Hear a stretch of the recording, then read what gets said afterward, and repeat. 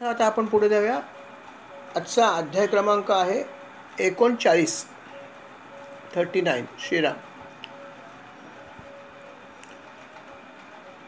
जसं आपण पाहिलं की ध्रुवाला तर त्याचा जो परमधाम आहे ते प्राप्त झालं. ही सगळी कथा जी आहे ते अर्थात मैत्रेय मुनी सांगता आहेत आणि शौनक ऋषी ऐकता आहेत. जेव्हा ही सगळी त्यांना कथा सांगितली तेव्हाच त्यांना खूप चांगलं वाटलं आणि मुलामध्ये जे विदुर होते त्या विदुरानं सुद्धा ही कथा ऐकताना खूप त्यांच्या मनामध्ये विष्णूंची भक्ती जी आहे ती उचंबळून आली. मग त्याने सुद्धा काही प्रश्न विचारले. विदुराने मैत्रेय मुनींना काही प्रश्न विचारले की मुनीवर, आपण ही जी कथा सांगितली ती खूप सुंदर आहे मला, परंतु काही गोष्टी माहीत आहेत थोड्याशा, तर त्याच्यावरती थोडंसं मला अजून विस्ताराने काही गोष्टीची माहिती नाही, ती सांगा आपण. जसं प्रचेता नाव मी ऐकलं आहे, ते कोण होते, किंवा नारदांनी कुठल्या प्रकारची पूजा पद्धती तयार केली आहे, अशा काही गोष्टी आहेत ज्या मला काही नीट माहीत नाही आहेत. नारदाने सुद्धा ध्रुवाचं खूप गुणगान केलेलं आहे, तर हे सगळं त्यांचं काय आहे ते मला थोडंसं पुढे सांगाल का, या कथेच्या पुढे काय घडलं ते. अशा प्रकारचा त्यांनी प्रश्न विचारला. त्याच्यावरती मैत्रेय मुनीने पुढे उत्तर दिलं. ते म्हणाले की असं घडलं की ध्रुवाने तर आपलं राज्य देऊन टाकलं आपल्या मुलाला. उत्कल नावाचा जो मुलगा होता त्याला त्याने वास्तविक पाहता आपलं हे सगळं राज्य दिलं. त्याने दिलं सगळं राज्य, पण त्यांनी स्वीकारलं नाही. त्याचा हा जो उत्कल नावाचा मुलगा होता त्यांनी राज्य दिलं त्याला सगळं, पण त्याने ते स्वीकारलं नाही, राज्य सिंहासन पण स्वीकारलं नाही. त्याचं कारण असं होतं की तो अतिशय आसक्तिशून्य होता जन्मापासूनच, आणि त्यामुळे त्याला अर्थात या सगळ्या गोष्टीचं काहीच आकर्षण नव्हतं, आणि त्यामुळे त्याला राज्य करायची इच्छाच नव्हती. आणि तो पूर्णपणे भगवंताच्या रूपाशी थोडासा एकरूप झाल्यासारखा झाला होता. त्याची जी स्थिती वर्णन केली आहे की त्याला जर बाह्य स्वरूप जर त्याचं बघितलं तर कुठल्याही लोकांना तो एखादा वेडा किंवा मंदबुद्धी असं काहीतरी असेल असं वाटेल, अशा प्रकारचं त्याचं बाह्य रूप होतं. आणि म्हणून त्याच्या कुळामध्ये जे कोणी मंत्री वगैरे तिथले होते किंवा ज्येष्ठ लोक जे होते त्यांना तर तो वेडाच वाटायचा, किंवा हा मतिमंद असेल किंवा मूर्ख तरी असेल, पण त्याची जी बाह्य स्थिती होती ही अशी होती. पण वास्तविक तो तसा नव्हता. त्याची थोडीशी स्थिती जी होती ती जडद भरत राजासारखी होती. जडद भरत राजाचं पण वर्णन असायचं कथेमध्ये, त्याची पण स्थिती अशीच होती. आणि म्हणून त्याला लोक वेडे समजायचे, काहीतरी समजायचे असे. आणि यालासुद्धा जे मंत्री वगैरे होते त्याचे जे काही नातलग होते त्याला समजायचं की हा वेडाच आहे. आणि म्हणून मग जेव्हा त्याने राज्य नाकारलं तर ते म्हणले ठीक आहे, नो प्रॉब्लेम, त्याच्या भावाला देऊन टाकू. आणि त्याचा जो लहान भाऊ होता भूमिपुत्र वत्सर, त्याला मात्र त्याने ते राज्य द्यायचं ठरवलं आणि ते राज्य त्याला देऊन टाकलं. वत्सर जो होता त्याची जी पत्नी होती तिचं नाव होतं स्वरविथी, गंमतशीर नाव. मग तिचा अर्थात वंश विस्तार झाला, तिला 6 मुलं झाली आणि अशा प्रकारे त्यांचा विस्तार होत गेला. वंशविस्तार त्याने थोडासा इथे दिलेला आहे, कोणाला किती मुलं झाली, कोणाला किती मुलं झाली, अशी बरीच त्यांची नावं आहेत, बरंच काही आहे. महत्त्वाचा भाग आहे त्याला आपण स्पर्श करूया की वंशविस्तार तर बराच होत गेला, बऱ्याच पत्नी, बरेच मुलं, त्यांच्यापासून बऱ्याच काही गोष्टी अशी उत्पन्न होत होत होत होत शेवटी अंग नावाचा एक पुरुष निर्माण झाला किंवा राजा निर्माण झाला. हा जो अंग होता, अंगाची जी पत्नी होती तिचं नाव होतं सुनीथी किंवा सुनीथा म्हणा.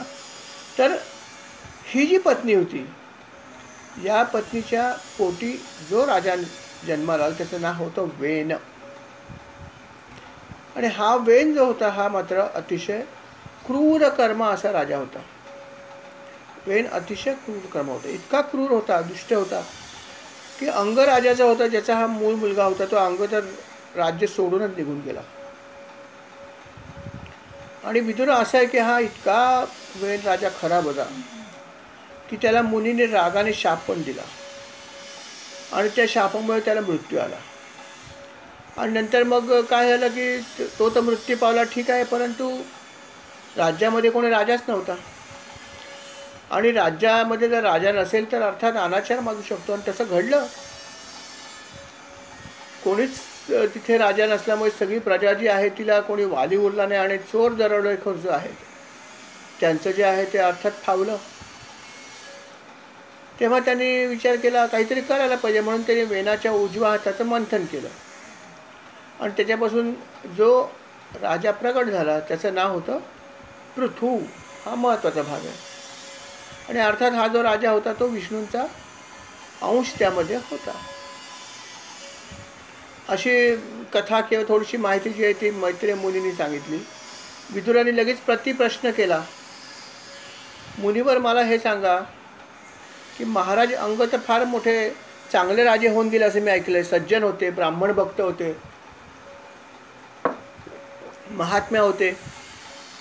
मग जर राजा एवढा चांगला होता, मग त्याला जो पुत्र झाला वेन हा दुष्ट कसा काय झाला? आणि दुष्ट पण किती व्हावा की त्या पुत्राच्या दुष्ट व्हायला बघून त्याने राज्याचा त्याग करावा. आणि त्याच्याही पुढे कळस म्हणजे असा की हा राजा इतका खराब होता की शेवटी मुनींनी त्याला शाप दिला. असं कसं काय घडलं? राजा इतका चांगला असताना मग हे सगळं असं कसं काय घडलं? आणि खरोखर या सुनीतेच्या पुत्राने काय असं दुष्कृत्य केलं की त्याला शाप मिळाला? काय कथा आहे, थोडीशी मला विस्ताराने सांगाल का? असं जे आहे हे प्रश्न विचारला मैत्रेय मुनीने विदुराला. तेव्हा मैत्रेय मुनी म्हणाले की ऐका, तुम्हाला सांगतो कथा पुढे काय झाली ती. ते म्हणाले, विदुर असं घडलं की हा जो अंगराजा होता, या अंगराजाने अश्वमेध यज्ञ केला, महायज्ञ. अर्थात यज्ञ करणारे जे लोक होते सगळे त्या ठिकाणी होते, सगळे ऋषीमुनी होते, ते अगदी छानपैकी यज्ञ करत होते, यज्ञ चालला होता पुढे. पण घडलं असं की यज्ञामध्ये जेव्हा हविद्रव्य अर्पण करण्याचं काम चालू होतं, स्वाहा स्वाहा, त्यावेळेस हविद्रव्य घेण्यासाठी एकही देव आला नाही. अनेक प्रकारचे हविद्रव्य असतात, वेगवेगळ्या देवांचं आव्हान करतो, वेगवेगळ्या देवांना आपण काही काही गोष्टी अर्पण करतो, परंतु इतक्या प्रकारचे हविद्रव्य अर्पण करून सुद्धा एकही देव त्या ठिकाणी अवतीर्ण झाला नाही. तेव्हा ते ऋत्विज जे होते, ऋषी जे होते, ते चकित झाले आणि ते म्हणाले की असं कसं काय घडतंय, आम्हाला आश्चर्य वाटतंय. खरं पाहिलं तर आपण हे सगळ्या प्रकारचं सगळं छान आणलेलं आहे सगळं आहुती, पण देव त्याचा स्वीकारच करत नाहीयेत. आपली होमसामग्री तर दूषित नाही आहे, कारण आपण ती व्यवस्थित छान श्रद्धेने जमवलेली आहे. बरं, म्हणणारे आम्ही जी लोक आहोत हे सुद्धा व्यवस्थित म्हणतो आहोत.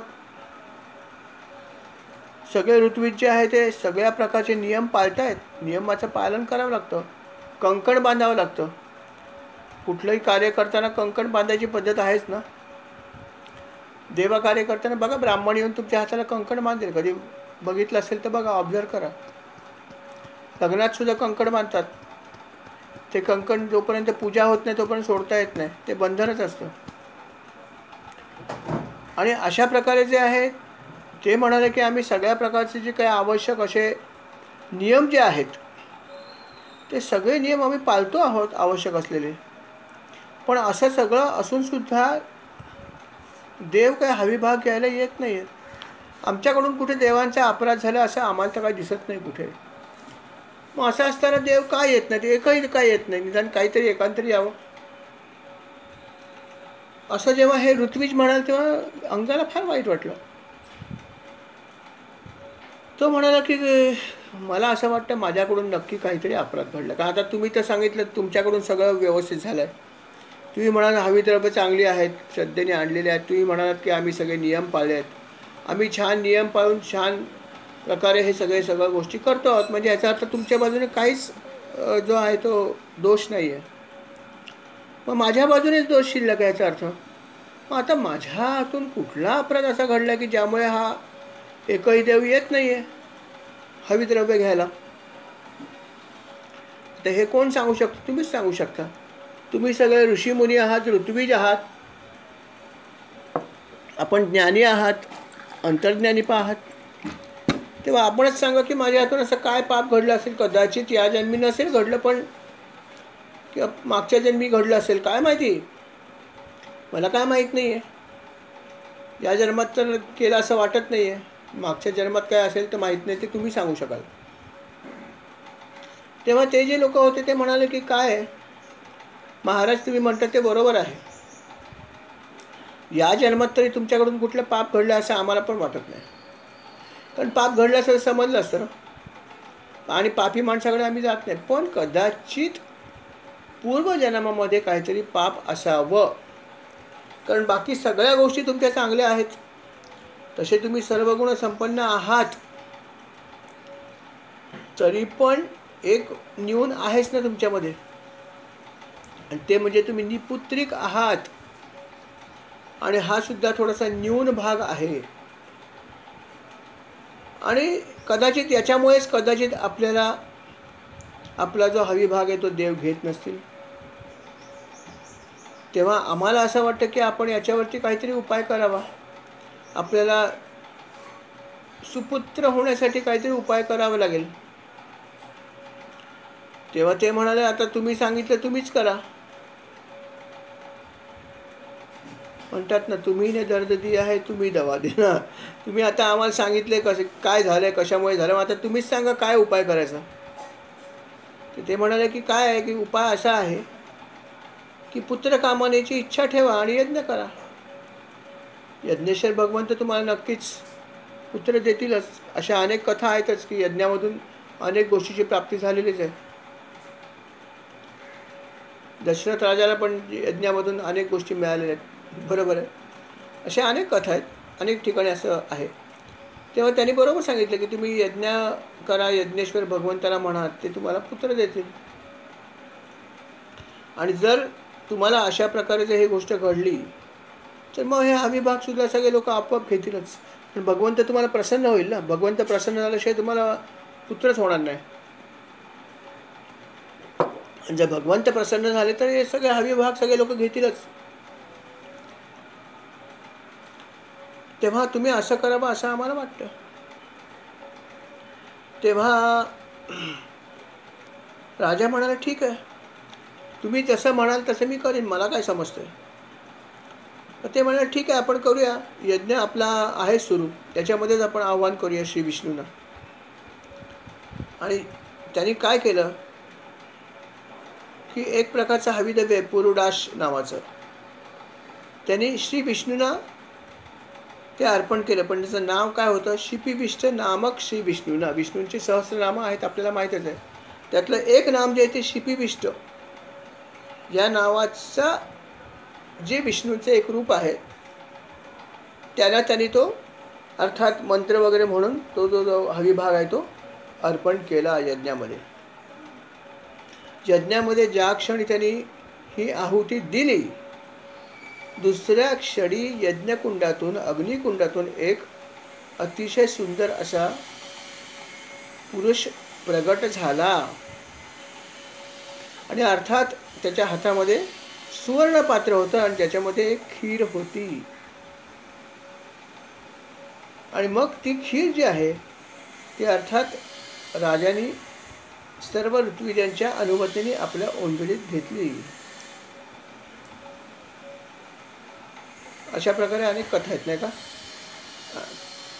यज्ञामधून पायस मिळतं आणि ही तर कथा प्रसिद्धच आहे. तसं याला सुद्धा या ठिकाणी खीर मिळाली, खिरीचा प्रसाद मिळाला. आणि अर्थात त्यांनी ती खीर हातामध्ये घेतली, सर्व ऋषीमुनींचा आशीर्वाद घेऊन, संमती घेऊन तिचा त्याने वास घेतला. आणि नंतर ती खीर त्याने आपल्या पत्नीला सुपूर्द केली. अर्थात पुत्र नसलेल्या मग ह्या त्याच्या स्त्रीने ती पुत्रदायिनी खीर द्यायची खाल्ली. आणि अर्थात यथावकाश आपल्या पतीच्या सहवासाने तिला गर्भधारणा परत झाली. खिरेचा प्रादुर्भाव आहे. खीर मिळाल्यामुळे प्रसाद मिळाला आणि त्याच्यानंतर तिला गर्भधारणा झाली. यथावकाश गर्भधारणा झाली, यथावकाश तिला एक पुत्रसुद्धा प्राप्त झाला. पण पुत्र प्राप्त झाला, पण तो पुत्र नेमका अतिशय अधर्मी निघाला.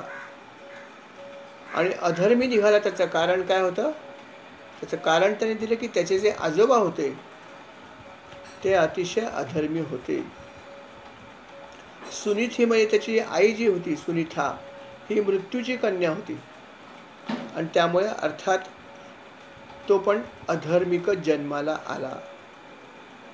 आणि म्हणून तर आपण म्हणतो की लग्न करताना त्याच्या मागचा इतिहास बघा, त्याच्या 12 पिढ्या बघा वगैरे वगैरे. पूर्वी म्हणायचे, आता काय या घरात या पिढीतली जरी घरात कोण आहेत की नाही बघितलं तरी नशीब, अशी हल्ली परिस्थिती झाली. मागच्या पिढ्यांचं तर कोण विचारतच नाही.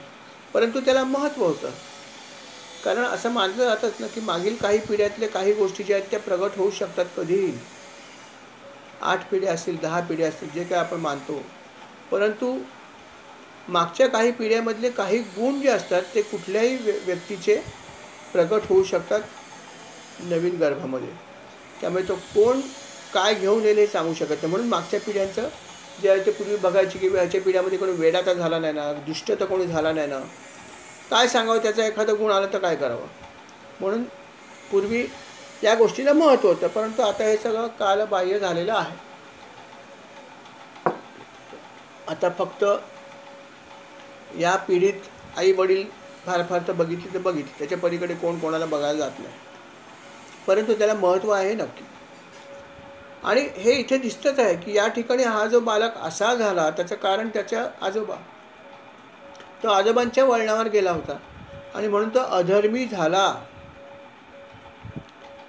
आता अधर्मी झाला तो किती दुष्ट होता त्यांनी वर्णन केलं की तो जो पुत्र होता तो नेहमी त्याला पशूंचा वध करायला फार आवडायचा. त्याला कोणीही पशु दिसला की त्याची तो हत्या करायचा. वनात गेला की चला शिकारीला गेला तर ज्या प्राण्याने हिंस्र प्राण्याने मारलं ते एक वेळ ठीक आहे, परंतु जे प्राणी हिंस्र आहेत त्याची तो हत्या करायचा आणि अतिशय क्रूरपणे करायचा. तो मुलांबरोबर जेव्हा खेळायचा तेव्हा सुद्धा तो आपल्या बरोबरच्या मुलांना पशुसारखा वागवायचा, निर्दयपणे मारायचा. अतिशय दुष्टपणा त्याच्या अंगामध्ये होता. महाराज अंग जे आहे ते बघत होते की बेन आपला मुलगा आहे पण काय ह्याची वृत्ती आहे, अतिशय क्रूर, अतिशय निर्दय, काय याचं वागणं आहे. अर्थात राजाने बऱ्याच प्रकारे त्याला सुधारवण्याचा प्रयत्न केलाच. प्रत्येक मनुष्य करेलच नाही का अशा प्रयत्न. तसं राजाने खूप काही प्रयत्न केले की त्याला आपण सन्मावर्गावर आणावं, पण ते काही शक्य झालं नाही. पालथ्या घड्यावर पाणी. अनेक प्रकारचे प्रयत्न राजाने केले. आपण जसं आता ट्युशन लागतो, बाबा हे शिक ते शिक, असं कर तसं कर, हे करू नको, पण तसं कधी कधी नाही शिकत एखादा मुलगा. तसा हा जो होता वेन तो होता, तो त्याच्या इतके प्रयत्न केले तरी पण हा काही सुधारला नाही. तेव्हा मात्र राजा खरंच दुःखी झाला, मनामध्ये खूप दुःखी झाला. त्याने मनामध्ये तो काय म्हणाला की नक्कीच की जी लोक, अशी काही लोक नक्की असतात की ज्यांनी श्रीहरीची आराधना केलेली असते पूर्वजन्मामध्ये. बघा त्याने काय गंमतशीर म्हणलं की पूर्वजन्मामध्ये ज्यांनी श्रीहरींची आराधना केलेली आहे त्यांना कुपुत्राचा कधीच त्रास होणार नाही, की कुपुत्र त्याच्या पोटी जन्मालाच येणार नाही. परंतु ज्यांनी भगवंताची प्रार्थना नाही केली अशांनाच हा असा भोग भोगावा लागतो. तसं मला भोगावा लागतोय असं तो म्हणतोय. आणि त्याला भोगावं लागत नाही कारण त्यांनी श्रीहरींची प्रार्थना केली. आणि मला का भोगावं लागतोय, कारण मी श्रीहरींची पूर्वजन्मामध्ये काहीच आता या जन्मात केली होती, पण या जन्मामध्ये त्यांनी यज्ञ केला म्हणून तर त्याला हे प्राप्त झाला पुत्र, पण मागच्या जन्मातलं पाप आडवा आला असं तो म्हणतोय. आणि म्हणून तो म्हणतो की मला हे असं का झालं. अशीच कथा आपण ऐकली अजून एकाची याच भागवतामध्ये. तुम्हाला आठवते का बघा, की थोडासा फरक आहे, परंतु अशाच प्रकारची त्याला पुत्रप्राप्ती होत नसते आणि तो खूप मागे लागतो पुत्रप्राप्ती व्हावी म्हणून. आणि पुत्र होतो तो अशा प्रकारे होतो. दुंदुलीचा कथा जी आपण ऐकली ती भागवतामध्ये, त्याला पण पुत्र नसतो. तो असाच मागे लागतो, मला पुत्र पाहिजे, पुत्र पाहिजे. ते म्हणतात, अरे असं करू नकोस, तुझ्या नशिबात पुत्रप्राप्ती नाही आहे. नाही, मला पाहिजेच आहे. काय झालं शेवटी? ती कथा आहे ते आपण ऐकली आहे. तशी थोडासा भाग आहे की याला पुत्र होतं पण तो अधर्मी होतो. आणि तो शेवटी म्हणतो की नक्की मागच्या जन्मी माझं काहीतरी, मी नक्कीच भगवंताची आराधना केलेली नाही म्हणून मला असं घडतं. आणि ज्याने आराधना केली आहे त्यांना कधी अशा प्रकारचा त्रास होणार नाही. त्यांना जर झाला मूलबाळ तर चांगलंच होईल नक्कीच, असं म्हणून तो सगळं स्वतःचा समजूत काढायला लागला. पण अशी समजूत केल्याने काय होतं, मुलगा तर खराब होताच, राजाचा मुलगा त्यातून करायचं काय. आणि राजाचा मुलगा असल्यामुळे सगळीकडे त्याचं नाव खराब झालं अर्थात. आणि त्याची दिवसेंदिवस जो आहे तो जसा जसा मोठा होत गेला त्याची दुष्कृत्य वाढत गेली. आणि राजाला समजेना ह्याला काय करावं, कुठे न्यावं, कुठे लपवावं, काय करावं. त्याला रात्रीची झोपच यायची नाही.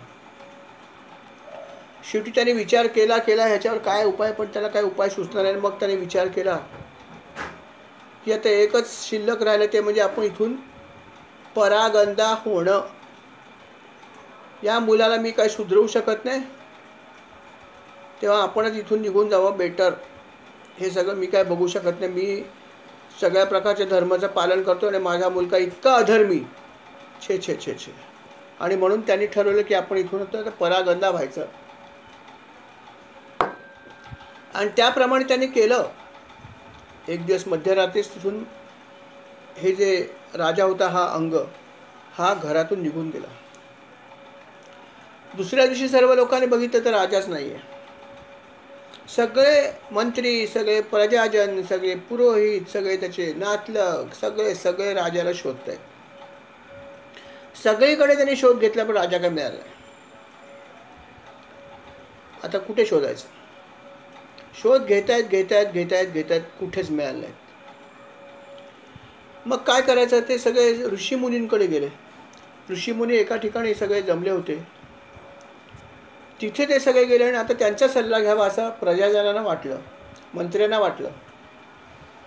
ते सगळे या ऋषीमुनींकडे गेले आणि त्यांनी सांगितले की महाराज असं असं घडलं हो. आमचे महाराज जे आहे ते नगर सोडून रात्रीतून निघून गेले. आम्ही त्यांचा खूप शोध घेतला पण ते मिळाले नाहीत. आता काय करू सांगा, आपणच आम्हाला काहीतरी उपदेश करा. अशा प्रकारे त्यांनी सर्व आपलं दुःख या मुनींना सांगितलं, ऋषीमुनींना सांगितलं.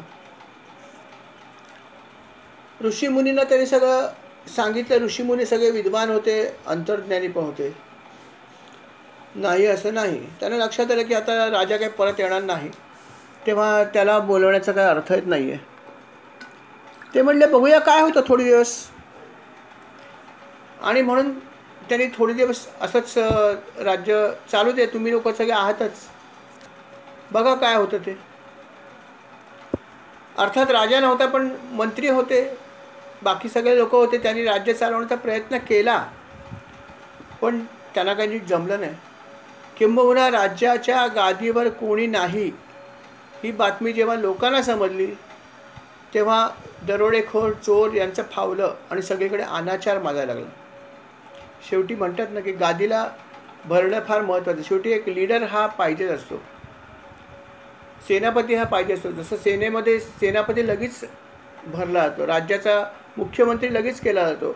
पंतप्रधान इंदिरा गांधींचा खून झाल्यावरती काही तासामध्ये राजीव गांधींनी शपथ घेतली. तेव्हा काय कुठली मीटिंग घ्यायची, काही नाही केलं. का तर ती पोस्ट रिकामी ठेवून चालत नाही, ती लगेच भरली पाहिजे. आणि म्हणून इंदिरा गांधीचा खून झाल्यावरती अवघ्या काही तासामध्ये राजीव गांधींनी शपथ घेतली पंतप्रधान म्हणून.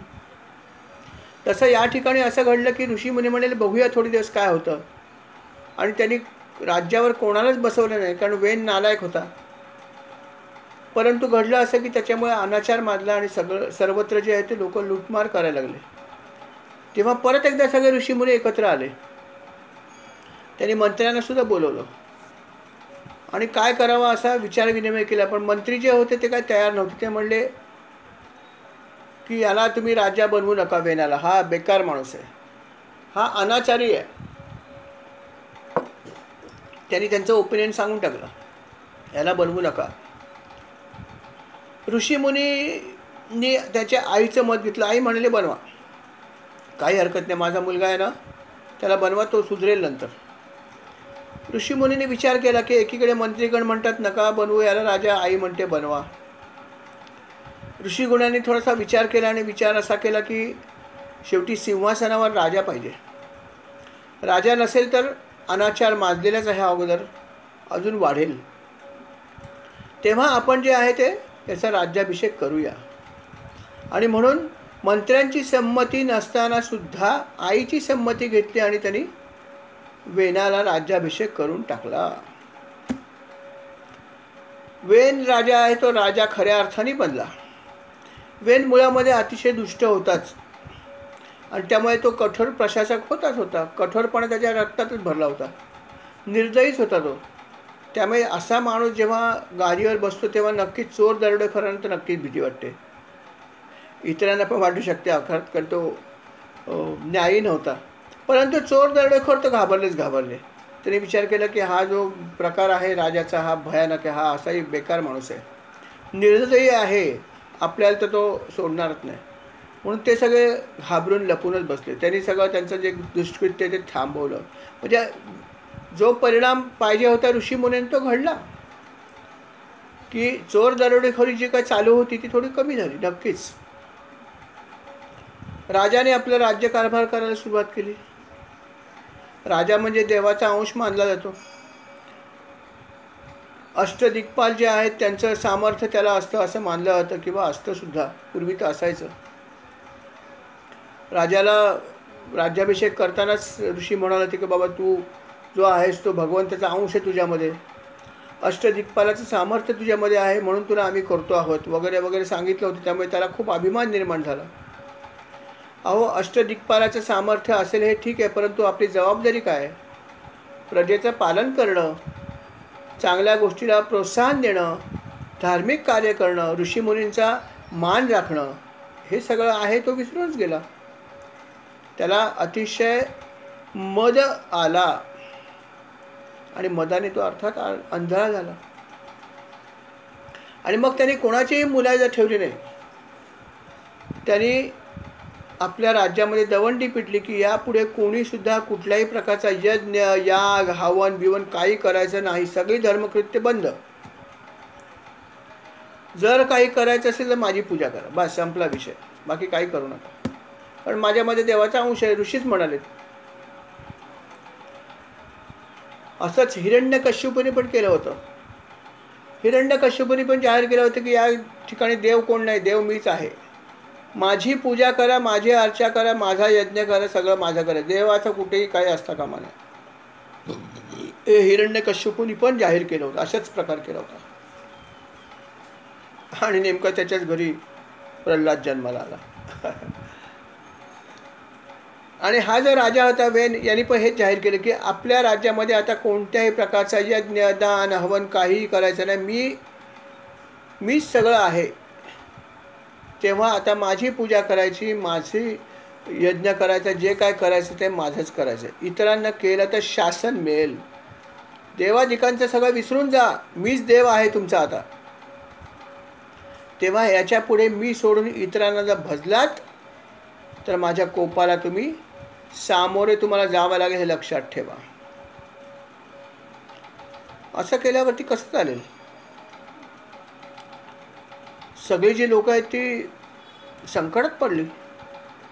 लोक संकटात पडली नव्हे, ऋषीमुनी पण संकटात पडले. की त्यांनी जे फरमान काढले सर्वांसाठी होतं, फक्त लोकांसाठी नाही, ऋषीमुनींना पण ते लागू होतं की देवाचा यज्ञ करायचा नाही, देवाची पूजा करायची नाही, मंदिरात जायचं नाही, मंदिर नको आहेत, माझंच सगळं करा, असा फतवा काढल्यावरती अर्थात ऋषीमुनींना पण त्रास झाला. मग ऋषीमुनी एकत्र परत जमले आणि म्हणाले आता काय करायचं की हा राजा जो आहे अशा प्रकारे करतो, तर याला काय करूया आपण? तेव्हा काही लोक असं म्हणाले की आपण याचा वध करूया. काही ऋषी म्हणाले वध करून टाकूया. ते म्हणले वध करणं काय इतकं लगेच बरोबर होणार नाही, राजा आहे शेवटी, आणि आपणच त्याला राजा बनवलं आहे, तेव्हा आपलं पण कर्तव्य आहेच की त्याला सन्मार्ग काय ते सांगणं, उपदेश करणं हे आपलंच काम आहे ऋषीमुनींचं. तेव्हा आपण जाऊन त्याला समजावून सांगू की बाबा रे, हे तू जे काही करतो आहेस ते चुकीचं करतो आहेस. असं करशील तर बरोबर होणार नाही. असं आपण त्याला समजावून सांगूया. हे आपलं कर्तव्य, हे जर आपण नाही पार पडलं तर आपण कर्तव्यच्युत झालो असा त्याचा अर्थ होईल. तेव्हा आपण हे करूया असं आम्हाला वाटतं. असं सर्व ऋषी आणि मुनींचं एक मत झालं. बाकी याला सांगणार कोण आहे? सामान्य लोक ते हे म्हणू शकत नाहीत. जो कोण म्हणेल त्याचा शिरच्छेद होईल. पण आपण हे म्हणू शकतो आणि आपल्यालाच हक्क आहे म्हणण्याचा. आणि दुसरी गोष्ट ही पण आहे की आपल्याकडे ब्रह्मशक्ती पण आहे. वेळ आली तर आपण त्या ब्रह्मशक्तीचा वापर करू शकतो. शेवटी ऋषीमुनींकडे खूप शक्ती असतेच, त्यांनी केलेल्या तपश्चर्याची. त्यामुळे ते म्हणाले आपण समर्थ पण आहोत. तेव्हा वेळ पडली तर आपण याला त्याची जागा दाखवू. असा सगळा विचार त्यांनी केला मागून पुढून. आणि म्हणले की चला आता आपण जाऊया. यथावकाश ते राजाकडे आले. राजाला त्यांनी सगळं सांगितलं की बाबा हे असं तू करू नको, हे सगळं तू चुकीचं करतो आहेस. अरे तू असं केलंस तर कसं चालेल? अरे हा धर्म नाही आहे, हा अधर्म आहे. देवाची पूजा करायला पाहिजे, यज्ञयाग करायला पाहिजे. हे सगळं करणं हे तुझं काम नसतं तरी लोक करू शकतात. त्यांना तू मदत केली पाहिजे, त्यांना तू प्रवृत्त केलं पाहिजे. जर कोणी यज्ञयाग करायला मध्ये अडचण आणत असेल तर त्यांचा तो संहार केला पाहिजे. अरे हे करणं राजाचं काम आहे आणि त्याच्या बदल्यात तू त्यांच्याकडून हे घेऊ शकतोस वसूल करण्यासाठी सारा वगैरे. पण तू हे केलं पाहिजेस. तू आणि उलटं करतोयस. तू सगळी धार्मिक कृत्य बंद केलीस आणि म्हणतो मलाच पूजा. हा अधर्म आहे, लक्षात ठेव. आणि जर तू अधर्म केलास तर लक्षात ठेव त्याचा परिणाम तुझ्यावर पाहू शकतो की जे ऐश्वर्य तू आज भोगतो आहेस त्या ऐश्वर्यापासून सुद्धा तू च्युत होऊ शकतोस. म्हणजेच हे ऐश्वर्य तुझ्यापासून लांब जाऊ शकतं. जसं पदच्युत शब्द आहे तसं च्युत म्हणजे खाली येणं. तर तू हे लक्षात ठेव, असं करू नकोस. तू कर घेतोस हे चांगली गोष्ट, हे करायला हरकत नाही. पण यज्ञयाग बंद केलेस हे सगळे सुरू कर आणि सर्व ऋषीमुनींना, सर्व चांगल्या लोकांना तू प्रवृत्त कर की तुम्ही देवाची प्रार्थना करा. असं केल्याने ईश्वरसुद्धा आपल्यावर प्रसन्न होईल, तुझ्यावर पण प्रसन्न होईल. आणि हे तुझं काम आहे, हे तू विसरू नकोस. शिवाय हे जे सगळे ऋषीमुनी आहेत त्यांना सुद्धा तू आदर केला पाहिजे. अरे हे सगळे आहेत म्हणून सगळं आहे. हे सगळे कसं करायचं हे सगळे तेच करतायत. पूजा अर्चा, याग यज्ञ कसे करायचे हे सगळं तेच तर करतायत. आणि अशा लोकांना तू आश्रय दिला पाहिजे. परंतु तू तर फतवा काढलास की तुम्ही पण नाही करायचं. अरे असं केलं तर कसं चालेल? तेव्हा तू हे करू नकोस, हे तुला सांगायला आम्ही आलो. तू समजून जा, आम्ही तुला सांगतोय ते. अशा प्रकारे त्याने खूप प्रयत्न केला वेनाला सांगण्याचा. वेनाने सगळं शांतपणे ऐकून घेतलं. ऋषीमुनींना आनंद झाला. त्याला वाटलं काय मस्त राजा आहे आणि आम्ही किती हुशार आहोत. इतकं समजावून सांगितलं तर त्याला नक्की पटलं. वेनाने सगळं ऐकून घेतलं आणि म्हणाले झालं तुमचं तत्त्वज्ञान संपलं का? आता मी काय म्हणतो ते ऐका. आणि वेनाने सुरुवात केली.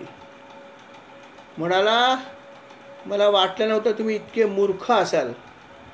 तुम्ही सगळे ऋषीमुनी आहात, ब्राह्मण आहात. मला वाटलं फार हुशार आहात तुम्ही. पण तुम्ही इतके मूर्ख आहात हे मला आत्ता समजलं. ऋषी ऐकतायत काय म्हणतोय हा?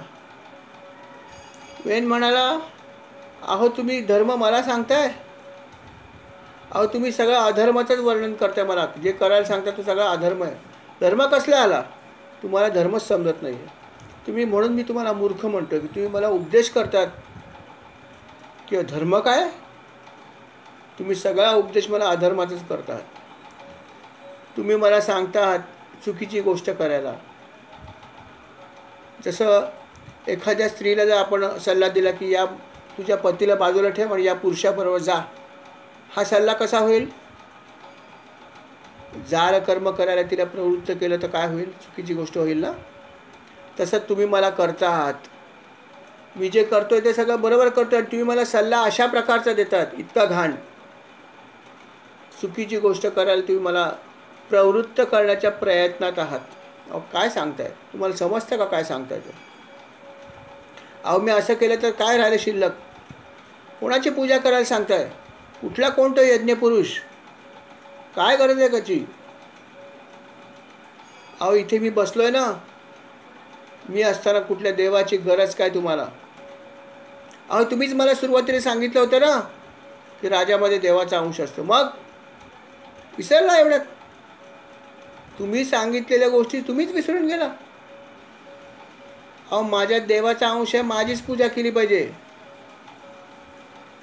मग जर माझी पूजा केली तर तुम्हाला इतर देवाची गरज काय? हे एवढे 1750 देव आहेत तुमचे.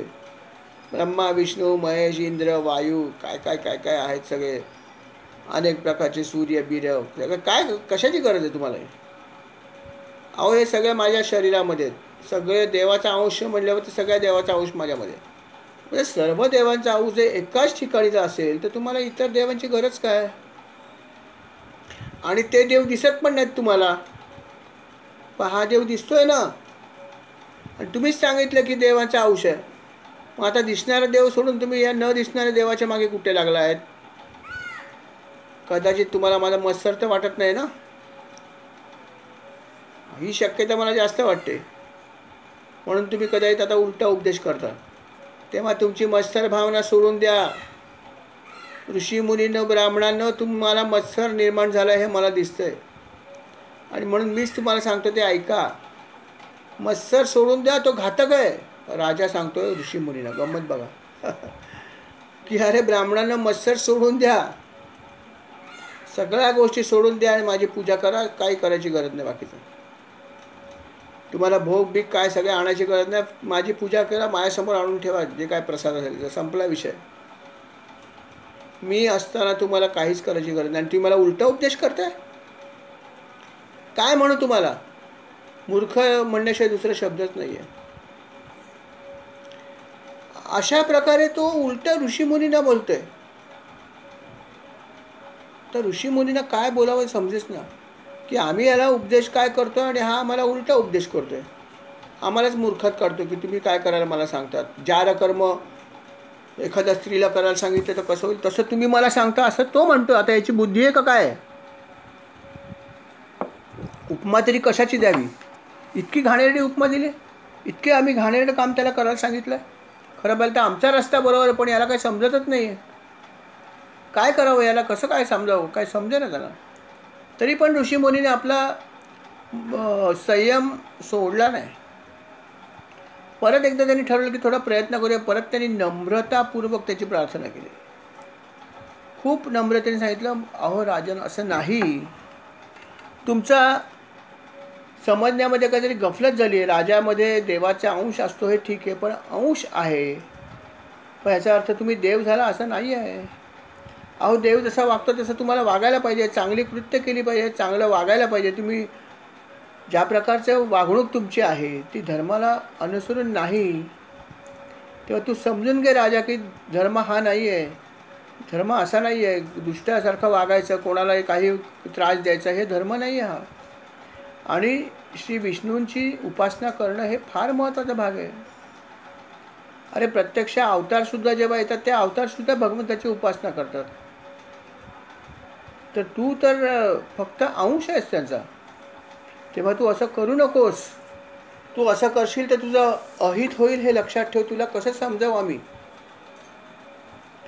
तू समजावून घे.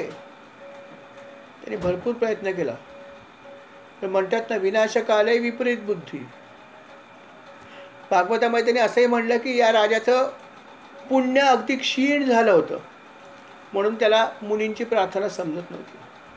खरोखर एखादा जो योग्य मार्ग असतो त्या योग्य मार्गाचा जर आपल्याला कोणी उपदेश केला आणि जर तो आपल्याला अयोग्य वाटला तर आपला खरोखर पुण्य कमी झाला हा त्याचा दुसरा अर्थ निघतो. भागवतात म्हणलंच आहे की पुण्य तुमचं कमी झालं, म्हणून तुम्हाला सगळ्या चुकीच्या गोष्टी बरोबर वाटायला लागल्या. आणि म्हणूनच मुनीने इतका उपदेश करून सुद्धा राजाला त्यातली एकही गोष्ट पटत नव्हती. तोच उलटा त्यांना उपदेश करायला लागला. मुनीने प्रयत्न केला केला केला केला केला केला केला त्याला लक्षात आलं की आता पालथ्या घड्यावर पाणी आहे, काही होणार नाही. तेव्हा आता काय करायचं आणि काय करायचं हा जेव्हा प्रश्न पडला तेव्हा त्याने अर्थात ठरवलं की त्याला दंड द्यायचा. अर्थात दंड द्यायचा म्हणजे कुठला द्यायचा, तर ते म्हणले दंड ह्याला एकच आहे की हा भगवंताची सुद्धा निंदाच करतोय. तो म्हणतो कसला विष्णू आणि कसले महादेव आणि कसलं काय. जो विष्णूंची आणि महादेवांची निंदा करतो त्याला एकच दंड, देहदंड, दुसरा दंड नाही. आणि अर्थात ज्या भगवंतामुळे त्याला हे मिळालं त्यालाच त्यांचीच तो निंदा करतो म्हणल्यावर काय शिल्लक राहिलं. तेव्हा आता याला एकच दंड आपण दिला पाहिजे आणि तो म्हणजे देहदंड आहे. तेव्हा आपण याला हा दंड देऊया अशा प्रकारची त्यांनी ठरवलं आणि तो दंड दिला पण. असंही आहे की तो इतकी त्याने निंदा केली की तो मरणप्राय झाला सुद्धा. असंही भागवतात म्हणलं की भगवंताची जेव्हा इतकी निंदा एखादा मनुष्य करतो तेव्हा त्याचे दिवस भरलेत. जसं शिशुपालाने 99 अपराध होईपर्यंत भगवंत शांत राहिले आणि नंतर त्याचा वध केला. तसे परिस्थिती याची झाली होती. ऋषीमुनी म्हणाले की आता हा मेल्यातच जमा आहे, कारण इतकी निंदा केली म्हटल्यावर हा जिवंत राहू शकत नाही, असंही ऋषी म्हणाले.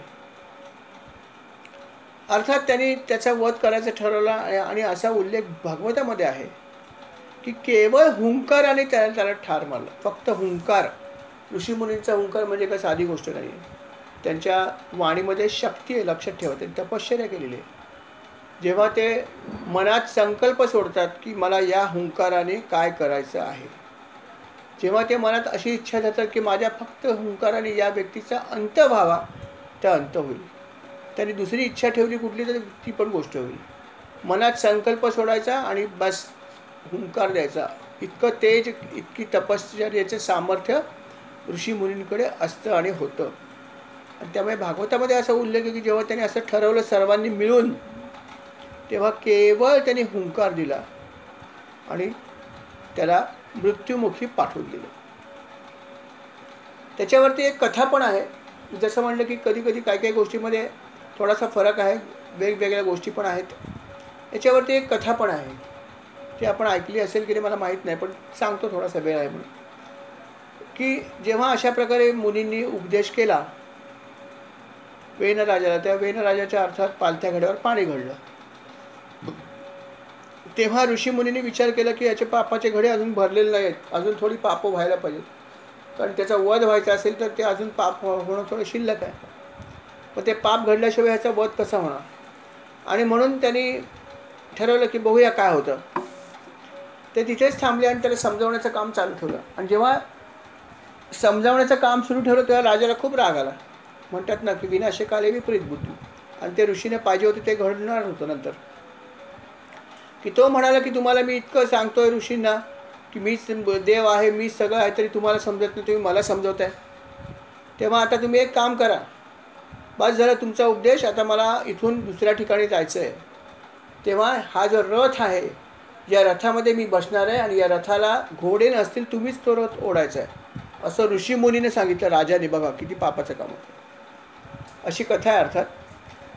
तर मग अर्थात राजाची आज्ञा, लगेच रथ सज्ज झाला. रथाला घोडे नव्हते. सगळे हे जे महान ऋषी होते, भृगु ऋषीपासून सगळे महान महान ऋषी सगळे त्या घोड्याच्या जागी त्या रथाला ओढायला उभे राहिले.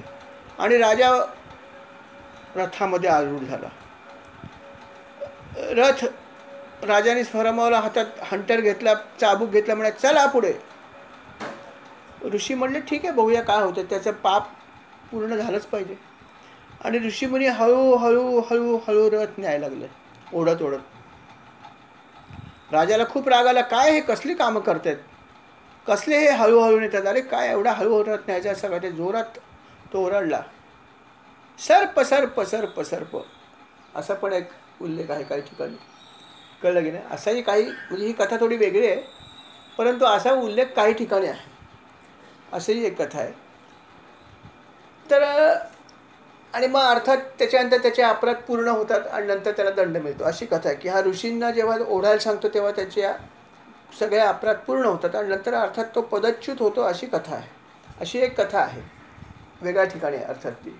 परंतु या ठिकाणी त्यांनी जसा उल्लेख केला आहे त्याप्रमाणे घडतं की इतकी सगळी पापं झाल्यावरती अर्थात ते ऋषी ठरवतात की याला आपण आता मारून टाकूया, आणि फक्त ते हुंकार जो आहे तो करतात. त्या हुंकारामुळे अर्थात हे घडतं की तो राजा जो आहे तो जागीच मृत्यू पावतो. राजा आता मृत्यू पावतो, त्याला मृत्यूदंड हे सगळे ऋषीमुनी देतात.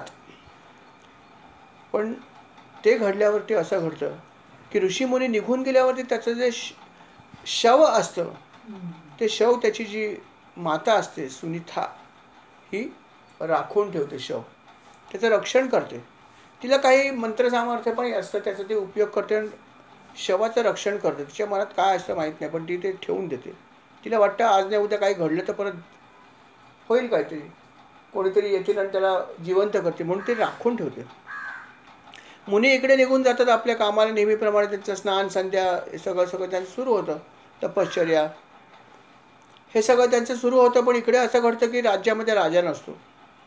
आणि हे जेव्हा इतर लोकांना समजतं, दुष्ट लोकांना, दरोडेखोर चोरांना, तेव्हा लगेच ते जे आहे ते चला घ्या संधी, आता राज्यावर कोणीच नाही आहे, सगळीकडे अनाचार माजलेले, ह्याचा आपण फायदा घेऊ आणि लुटालूट करू. आणि राज्यामध्ये सगळीकडे अनाचार माजतो. कोण कोणाला वाचवणार, कोण कोणाला विचारणार, कोणीच नसतं तिथे, कारण राज्याच नाही आहे. आणि मग त्याच्यामुळे सगळीकडे जे आहे ते अनाचार माजतो. आणि हे जेव्हा घडतं तेव्हा ऋषीमुनींना परत लक्षात येतं की आता काय करायचं. आता परत ती स्थिती आली आहे. अंगराजा निघून गेल्यावर ही स्थिती आली होती, म्हणून वेनाला त्यांनी राज्याभिषेक केला मंत्र्यांचा विरोध असताना. आता वेनाने नको ते केल्यावर ते वेनाचा वध झाला. परंतु वेनाचा वध झाल्यावर कोणीही तिथे राजा नसल्यामुळे परत तेच घडायला लागलं, परत अनाचार माजला. आता काय करायचं. परत ऋषीमुनींकडेच आला सूत्र, काय करायचं. त्याचं शव तर ठेवलेलं होतं तिकडे. तेव्हा त्यांनी परत विचार केला की आपण काय केलं म्हणजे आता यातून मार्ग निघेल. काही ऋषीमुनी म्हणाले, असं तर आपल्यामध्ये इतकी शक्ती आहे की आपण राजाला वध करू शकतो. त्या चोर दरोडेखोरांची काय कथा आहे. नक्कीच त्यांना ते थांबवू शकले असते. इतकी त्यांच्याकडे शक्ती तर नक्कीच होती. इतकी त्यांची तपश्चर्या तर नक्कीच होती सगळ्या ऋषीमुनींची. पण असंही आहे की ऋषीमुनींनी कोणाचा वध करू नये. कारण ज्या प्रकारचं व्रत त्यांनी घेतलेलं आहे किंवा ज्या प्रकारचं त्यांना काम भगवंतांनी दिलेलं आहे त्यामध्ये हे येत नाही. त्यामुळे जर आपण हे सगळं असं केलं तर कदाचित ते बरोबर होणार नाही. आपलं काम हे नाही आहे. बेसिकली आपलं काम आहे की विद्यादान करणं.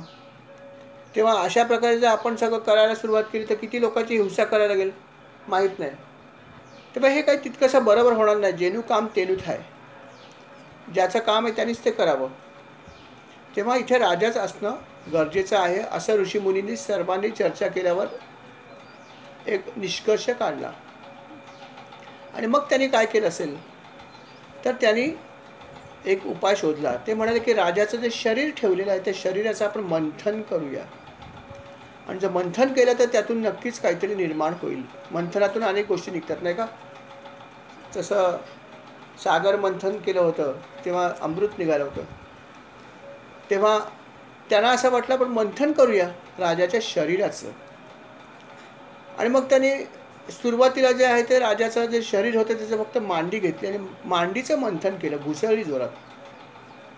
मांडीचं जेव्हा मंथन केलं त्यातून एक पुरुष निर्माण झाला, बुटका पुरुष. त्याचा रंग काळा होता, कावळ्यासारखा काळा काळा होता, बुटका होता तो. उंची जास्त नव्हतीच त्याची. आणि अर्थात उंची कमी असल्यामुळे हात पण लहान, पण जबडा थोडासा मोठा होता. पाय लहान, नाक चपटं, डोळे लाल, केस तांबूस रंगाचे. आणि त्यांनी जन्म घेतल्या घेतल्या ऋषीनं विचारलं की बोला आपली काय आज्ञा आहे, मी काय करू. तेव्हा ऋषी म्हणाले बस खाली. बस म्हणजे निषिद्ध, बस म्हणाले. आणि ऋषींनी निषिद्ध हा शब्द वापरल्यामुळे त्या दिवसापासून त्यांना निषिद्ध हे नाव पडलं. किंवा निषिद्ध त्याचं नाव होतं, परंतु निषाद ही एक प्रकारची जात निर्माण झाली. निषाद हे असतात, तुम्हाला माहिती, निषाद तर आहेतच. तर हे निषाद नावाची जात ही अशा प्रकारे निर्माण झाली. आणि मग त्यांनी हे सांगितलं वैशिष्ट्य की हा जेव्हा जन्माला आला तेव्हा राजाची सगळी पापं त्यांनी आपल्या शिरावर घेतली या निषादाने. आणि ती घेतल्यामुळे असं घडलं की या निषाद जो होता त्याचे सगळे पुढचे वंशजसुद्धा हिंसाचार करणारे, लूटमार करणारे अशा प्रकारचे तयार झाले. का तर पापं जी आहेत ती राजाची डोक्यावर घेतली होती. निषाद म्हणजे वनात राहणारे अशी काही जमात आहे की जे अशा प्रकारे अत्याचार नेहमी करत असतात. अर्थात ही निषाद ही जी जमात आहे ती UP जास्त आहे. निषाद प्रसिद्ध आहे तिथे.